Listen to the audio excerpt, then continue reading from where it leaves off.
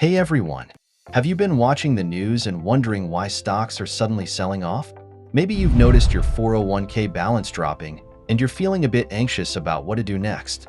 Well, you're in the right place. Today, we're going to talk about why stocks are selling off and what steps you can take to protect your investments. First off, let's break down what's happening. Recently, we've seen a significant decline in the stock market, and there are a few key reasons behind this. One of the main factors is the recent labor market data. The number of jobs added in July came in much lower than expected.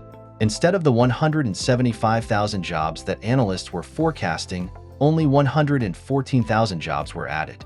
This has raised concerns about the health of the economy. On top of that, we've had some disappointing earnings reports from major tech companies like Amazon and Intel. These companies didn't meet investors' expectations, which has contributed to the negative sentiment in the market. And then there's the Federal Reserve. Some critics believe that the Fed has been too slow to lower interest rates, and this delay might push the US into a recession. Now, let's talk about another interesting development. Warren Buffett, whom many consider a barometer for the stock market, recently sold off a significant portion of his holdings in Apple. This move has made many investors nervous, wondering if Buffett knows something they don't. Also, the Bank of Japan recently raised interest rates, which has caused a ripple effect across global markets, adding to the volatility. So, you see, there are multiple factors at play here. It's a mix of economic data, company performance, and central bank actions. But the big question is, what should you do? First, it's essential to stay calm. Market sell-offs can be nerve-wracking, but they are also a natural part of the market cycle. Selling off your investments in a panic can often lead to regrettable decisions. Historically, markets have always recovered from downturns, and patience is key.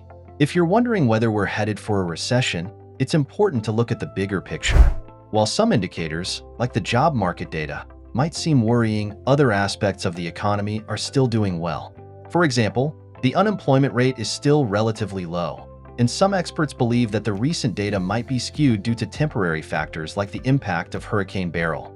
Also, even though we're seeing some turbulence in the market, it doesn't necessarily mean that the economy is on the brink of collapse.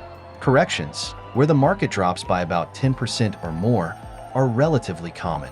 In fact, it's been a while since we've had a significant correction.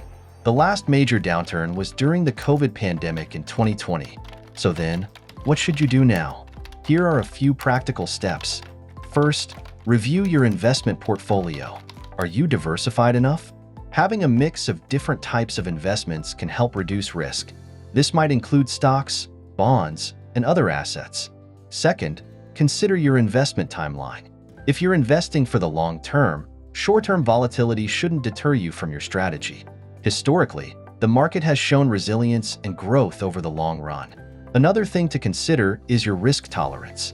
If the recent sell-off is making you very uncomfortable, it might be worth reevaluating how much risk you're willing to take on. This doesn't mean pulling out of the market entirely, but maybe adjusting your asset allocation to better suit your comfort level. And next, keep an eye on the news, but don't let it drive your decisions.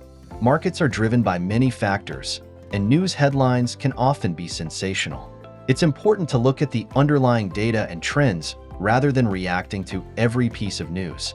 On top of that, it might be a good idea to talk to a financial advisor. They can provide personalized advice based on your specific situation and help you navigate these turbulent times. Lastly, remember that downturns can also present buying opportunities. If you have a long-term perspective, you might find some good investment opportunities at lower prices. But, as always, make sure any investments you make are aligned with your overall strategy and risk tolerance. So, what's next for the market? The coming days and weeks will be telling. Market volatility can sometimes resolve quickly, but it can also signal longer-term trends. It's crucial to stay informed and be prepared to adjust your strategy as needed. And, speaking of which, let's wrap up with a reminder. Investing is a journey, not a sprint. There will be ups and downs along the way, but with a thoughtful approach and a steady hand, you can navigate through the turbulence. See you next time.